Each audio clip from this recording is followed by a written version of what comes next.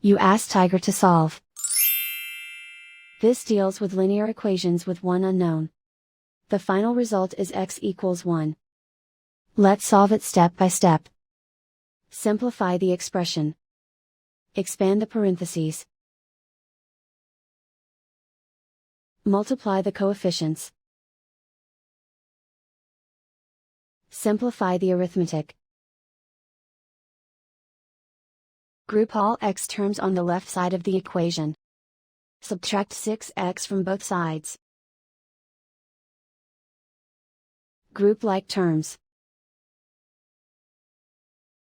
Simplify the arithmetic.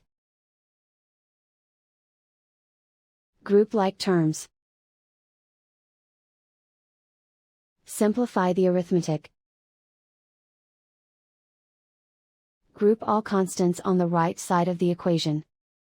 Subtract 16 from both sides. Simplify the arithmetic.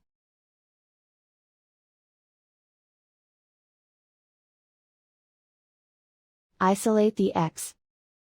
Divide both sides by 4. Simplify the fraction.